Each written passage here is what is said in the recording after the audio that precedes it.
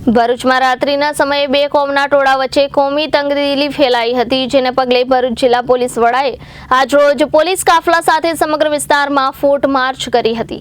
સુરતના ગણેશ પંડાલ પર પથ્થરમારાની ઘટના બાદ સંવેદનશીલ ગણાતા ભરૂચમાં પણ વાતાવરણ દોહળાયું હતું। ભરૂચના પશ્ચિમમાં કુકરવાડાના ગોકુલનગર વિસ્તારમાં પોલીસે રાત્રિના સમયે તાબડતોડ કાર્યવાહી કરી 19 લોકોની અટકાયત કરી હતી અને રાયોટિંગ તેમજ મારામારી સહિતનો ગુનો દાખલ કરી કાયદેસરની કાર્યવાહી હાથ ધરી છે। બનાવ બાદ સમગ્ર વિસ્તારમાં પોલીસ બંદોબસ્ત ખડકી દેવામાં આવ્યો છે। જો કે ગોકુલનગરમાં કોમી તંગદિલી બાદ જિલ્લા પોલીસ વડા મયુર ચાવડા સહિતના અધિકારીઓએ આજે સવારે ફૂટ માર્ચ કરી હતી અને સોશિયલ મીડિયા પર કોમી તંગદિલી અંગેના મેસેજ વાયરલ કરનાર ઇસમો સામે કડક રાહે કાર્યવાહી કરવા સાથે લોકોને શાંતિ જાળવવા અપીલ કરી હતી।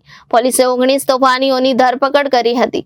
જિલ્લા પોલીસ અધિક્ષકની કડક સૂચના, સોશિયલ મીડિયામાં કોઈ પણ અફવા ફેલાવે તો તેની કડક કાર્યવાહી કરવામાં આવશે। ગઈકાલે જે ભરૂચ બી ડિવિઝનમાં બનાવ બન્યો હતો એ સંદર્ભે રાત્રે ઘણા લોકોને ડિટેન કરવામાં આવ્યા હતા। ડિટેન કર્યા પછી ઘણા સીસીટીવીના ફૂટેજ, વિડીયો ફૂટેજ જે પોલીસે ઇન્વેસ્ટિગેશનમાં લીધા છે એને ધ્યાનમાં રાખી અને આશરે 20 લોકો વિરુદ્ધ ગુનો દાખલ કર્યો છે। એ 20 લોકોને તમામને નિયરલી અમે ડિટેન કરી લીધા છે અને એના પછી એરેસ્ટ પણ કરી લીધા છે। હાલ પરિસ્થિતિ શાંતિ છે। અન્ય ફૂટેજીસ જોઈ અને બીજા કેટલા લોકોની સંડોવણી છે અને કયા કયા ટોળા ક્યાં ભેગા થયા હતા અને કોણે શું કર્યું છે એ બાબતનું ઇન્વેસ્ટિગેશન ચાલુ છે। ગઈકાલના રાતના બનાવ પછી પોલીસ જગ્યા ઉપર પહોંચી અને તમામ એક્શન લીધી છે। એના પછી હાલ પોલીસ એ નજર રાખી રહી છે કે ભરૂચ શહેરમાં માહોલ બગાડવાનું કામ જે અમુક વિડીયો કે અમુક ફોટોઝ અને અમુક મેસેજોથી ઘણા બધા ગ્રુપોમાં ચાલી રહ્યું છે એની ઉપર અમારા સાયબર ક્રાઇમની પૂરેપૂરી નજર છે અને જો કોઈ પણ એવું કૃત્ય કરશે તો એના વિરુદ્ધ સિરિયસ પગલાં લેવામાં આવશે। આ બનાવ બન્યા પછી આજ સવારથી આખા ભરૂચ જિલ્લામાં અલગ અલગ ટીમો તમામ ધર્મના આગેવાનોને મળી અને કોમી શાંતિ જાળવે એવો માહોલની ચર્ચા કરી રહી છે।